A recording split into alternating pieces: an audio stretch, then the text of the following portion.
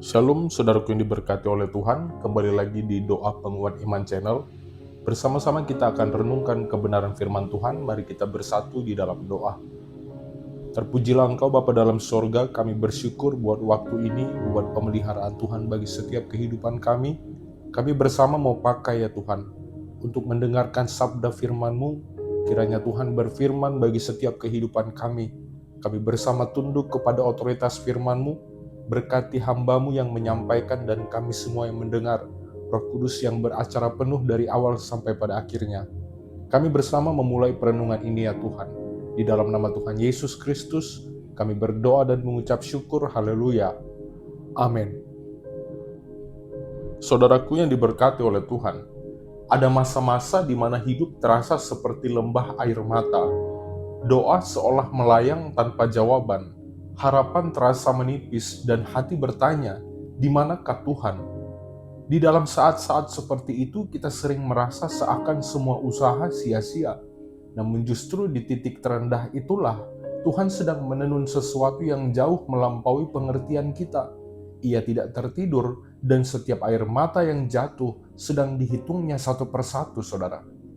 Kita belajar dari kisah Hana di dalam kitab 1 Samuel pasal yang pertama. Ini menggambarkan seorang wanita yang hidup di dalam kesedihan yang panjang. Ia mendambakan seorang anak, tetapi tahun demi tahun tanpa tanda-tanda harapan.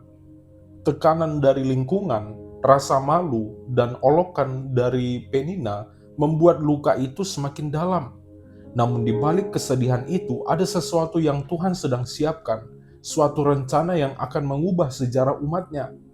Air mata Hana bukan tanda kekalahan, melainkan benih dari sebuah mujizat yang akan datang. Saya akan membacakan beberapa ayat bagi kita semua di 1 Samuel 1 ayat 10-11 dan ayat yang ke-20, saudara. Firman Tuhan mengatakan, dengan hati pedih ia berdoa kepada Tuhan sambil menangis terseduh-seduh. Maka mengandunglah Hana dan melahirkan seorang anak laki-laki. Ia menamainya Samuel. Saudara, ketika kita membaca kisah ini, kita tidak sedang melihat seorang perempuan biasa yang menangis di bait Allah. Kita sedang menyaksikan bagaimana iman bekerja di dalam keheningan, bagaimana hati yang hancur dapat menjadi tempat lahirnya janji Tuhan. Hana datang ke hadapan Allah bukan dengan kata-kata indah, tetapi dengan keluh kesah yang tulus. Ia menumpahkan seluruh isi hatinya, bukan sekadar untuk mengadu, melainkan untuk menyerahkan segalanya. Di sanalah Tuhan bekerja, bukan melalui kehebatan manusia, tetapi melalui kelemahan yang berserah. Renungan ini mengajak kita menyelami perjalanan dari lembah air mata menuju puncak sukacita. Tuhan tidak menolak tangisan kita, saudara. Ia menampungnya di dalam kasih-Nya yang sempurna. Setiap doa yang tampak terlambat sesungguhnya sedang disiapkan untuk waktu yang paling tepat. Seperti Hana, kita akan melihat bahwa ketika hati tetap percaya di tengah duka, Tuhan sanggup mengubah air mata menjadi nyanyian dan kesedihan menjadi kesaksian tentang kesetiaannya, saudara. Kita bersama akan membahas 4 hal utama dan saya mengajak kita bersama fokus dengarkan kebenaran firman Tuhan. Kita mulai dari poin yang pertama, yaitu iman yang menangis di hadapan Tuhan. Saudaraku, ayat ke-10 menuliskan bahwa Hana bangun lalu setelah mereka makan dan minum di Silo, berdirilah ia di hadapan Tuhan. Hati Hana pedih, lalu berdoalah ia kepada Tuhan sambil menangis terseduh-seduh. Kalimat ini menunjukkan sebuah doa yang lahir dari kedalaman penderitaan. Ia tidak lagi berbicara dengan manusia, karena ia tahu hanya Tuhan yang sanggup memahami tangisannya. Di dalam budaya Ibrani kuno, tangisan seorang perempuan yang tidak memiliki anak dianggap aib besar. Tetapi Hana tidak berhenti berharap. Ia memilih datang kepada Tuhan dengan luka yang terbuka. Ia tidak menyembunyikan kesedihannya, melainkan menjadikannya persembahan. Masa itu, saudara, bangsa Israel hidup di dalam kekosongan rohani. Imam Eli melayani di bait Allah, tetapi anak-anaknya hidup di dalam dosa dan penyimpangan. Di dalam konteks seperti ini, Tuhan sedang menyiapkan generasi baru yang akan memulihkan arah bangsanya. Doa Hana menjadi titik awal dari rencana besar itu. Ia bukan sekedar memohon anak bagi dirinya, tetapi tanpa sadar sedang menjadi bagian dari rancangan penyelamatan. Dari rahim seorang perempuan yang dianggap mandul, Tuhan melahirkan nabi besar yang akan mengurapi raja bagi Israel. Air mata Hana ternyata adalah bahasa yang dipakai Tuhan untuk menulis sejarah. Kata berdoa secara ekspositori yang digunakan dalam teks Ibrani menggambarkan tindakan penyerahan penghakiman kepada Allah. Artinya, Hana tidak hanya meminta tetapi menempatkan seluruh situasinya di bawah kedaulatan Tuhan. Ia tahu bahwa ia tidak bisa mengubah dirinya sendiri, namun ia percaya bahwa Allah sanggup mengubah keadaannya.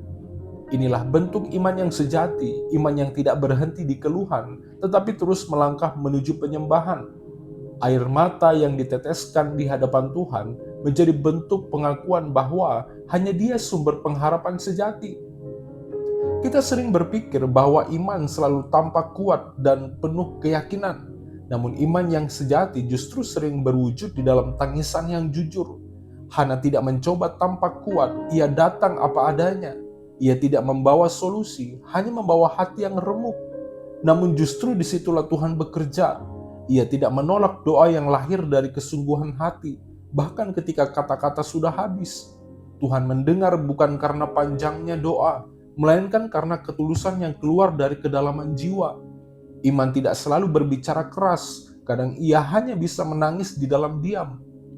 Hana tidak sekedar berdoa untuk kelegaan pribadinya, saudara, tetapi menyerahkan masa depannya sepenuhnya kepada Allah.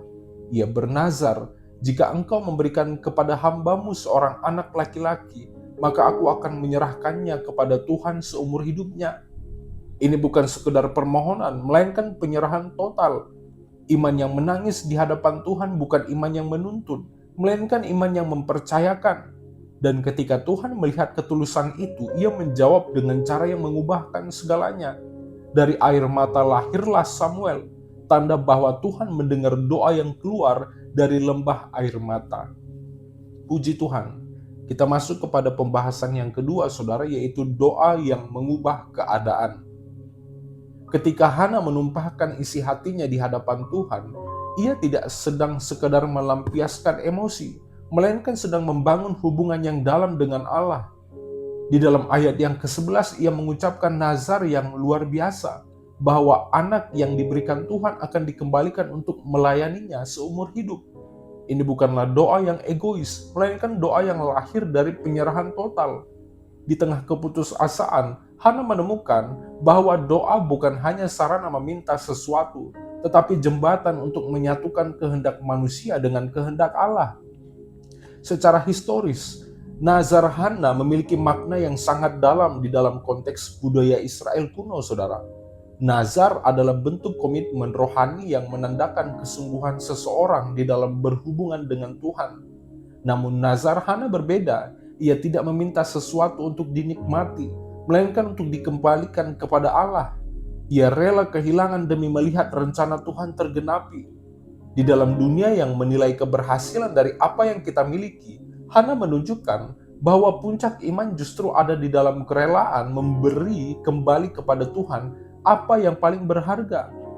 Ia belajar bahwa berkat terbesar bukan menerima, tetapi menjadi bagian dari pekerjaan Allah. Ungkapan Tuhan semesta alam yang dipakai Hana di dalam doanya adalah penyebutan yang jarang digunakan sebelumnya di dalam kitab-kitab awal. Ini menunjukkan bahwa Hana memiliki pengenalan yang dalam akan kemahakuasaan Allah. Ia tidak berbicara kepada Tuhan yang jauh, tetapi kepada Raja Semesta yang berdaulat atas segala keadaan. Doanya bukan sekedar seruan dari hati yang terluka, tetapi pernyataan iman bahwa hanya Tuhan yang mampu mengubah keadaan manusia. Di dalam doa itulah Hana mengalami perubahan rohani dari seorang wanita yang terluka menjadi penyembah yang menyerahkan segalanya kepada Allah.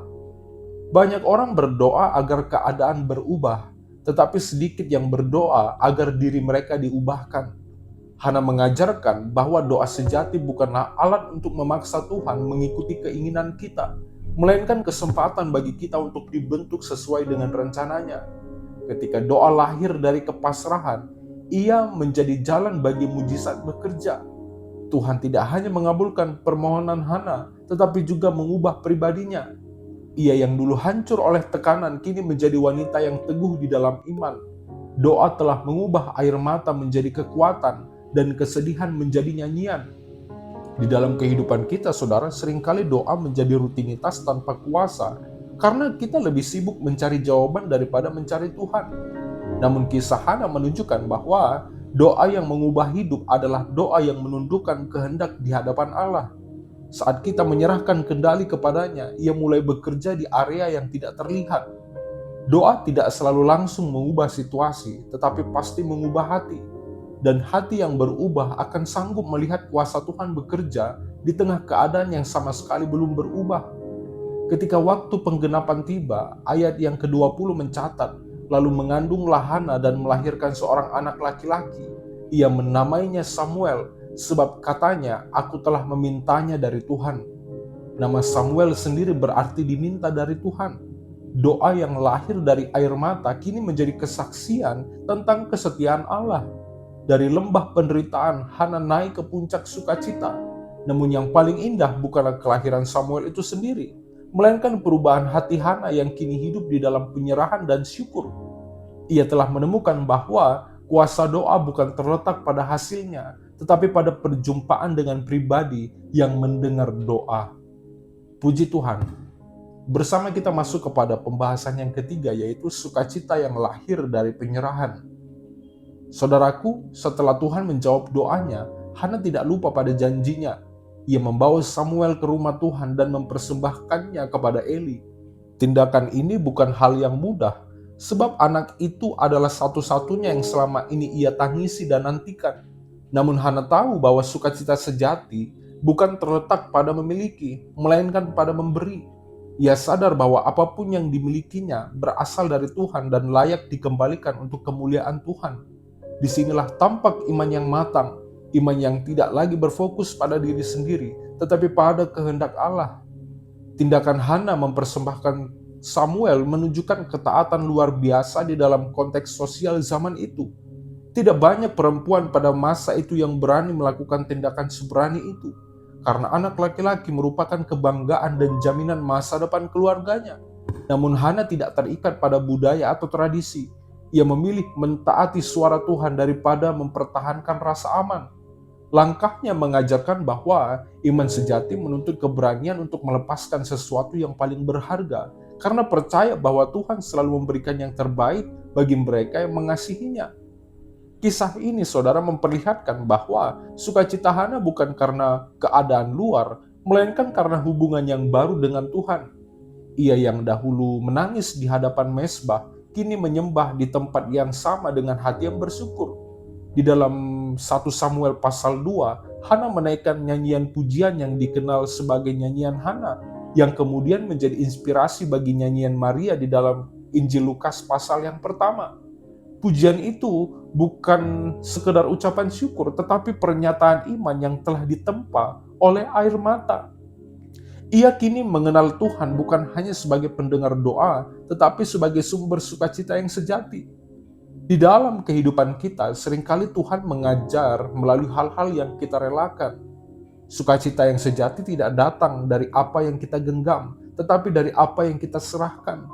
Ketika kita mempercayakan hidup kita sepenuhnya kepada Tuhan, kita akan menemukan damai yang tidak tergoyahkan.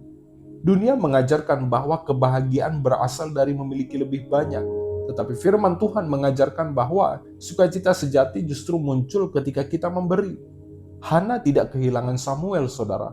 Ia justru mendapatkan sesuatu yang jauh lebih besar, yakni pengalaman nyata berjalan bersama Tuhan yang setia. Hana mengajarkan bahwa air mata yang dipersembahkan kepada Tuhan tidak pernah kembali dengan sia-sia. Dari setiap kepedihan yang ia alami, lahirlah kehidupan baru yang membawa berkat bagi banyak orang. Samuel bertumbuh menjadi nabi besar yang membawa bangsa Israel kembali kepada Tuhan. Dengan demikian, tangisan Hana bukan hanya mengubah hidupnya sendiri, tetapi juga masa depan bangsanya. Inilah keindahan dari rencana Allah. Ia mengubah kesedihan pribadi menjadi berkat universal dan penderitaan menjadi jalan untuk menggenapi kehendaknya. Ketika kita berjalan di dalam lembah air mata, Tuhan tidak hanya ingin menghapus tangisan kita, tetapi mengubahnya menjadi kesaksian. Seperti Hana, kita pun dipanggil untuk menyerahkan setiap pergumulan kepada Tuhan. Ia sanggup menjadikan hal yang paling menyakitkan di dalam hidup kita menjadi alat kemuliaan bagi namanya. Sukacita sejati, saudara, bukanlah ketika semua masalah selesai, tetapi ketika kita menemukan Tuhan di tengah masalah itu.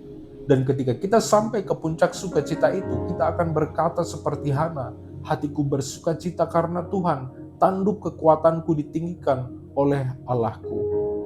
Puji Tuhan.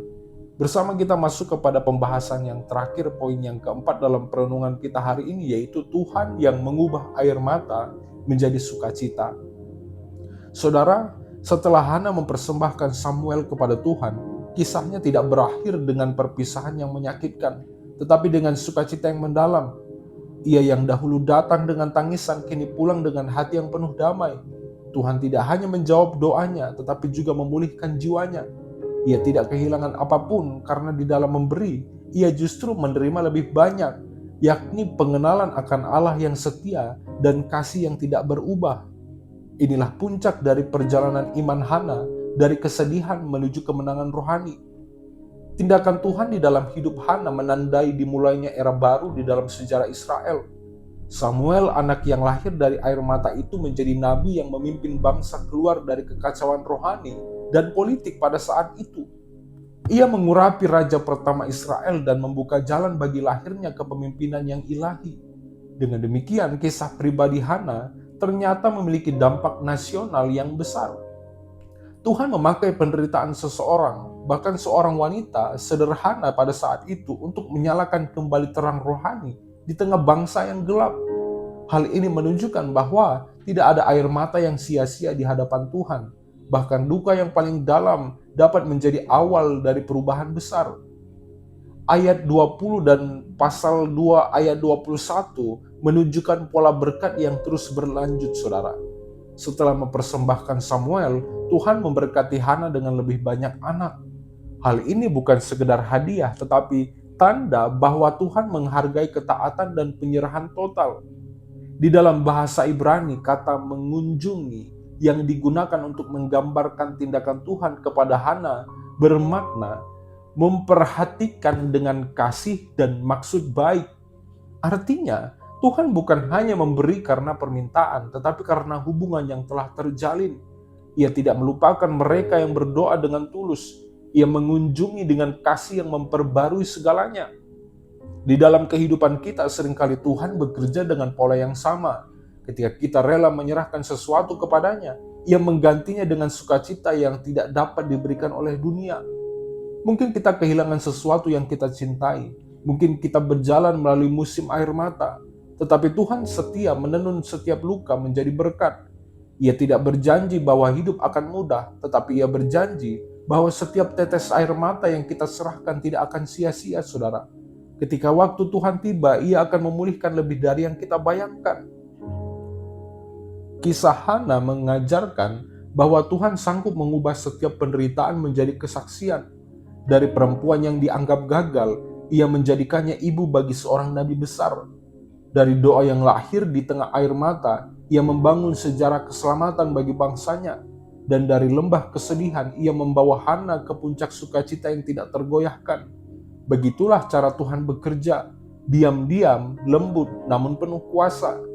Ia yang memulai kisah di lembah air mata, juga yang akan menuntun kita sampai ke puncak sukacita, saudara. Puji Tuhan, saya mau menyimpulkan di akhir perenungan ini bahwa bagi kita hari ini, kisah Hana menjadi cermin yang meneguhkan iman. Saat doa belum dijawab, saat hati terasa hampa, dan saat hidup tampak berjalan tanpa arah, ingatlah saudara, bahwa Tuhan tidak pernah berhenti bekerja. Ia mendengar setiap tangisan, ia menghitung setiap air mata, dan ia menyiapkan sesuatu yang jauh lebih besar dari harapan kita. Air mata yang kita bawa ke hadapannya adalah benih yang kelak akan bertumbuh menjadi sukacita.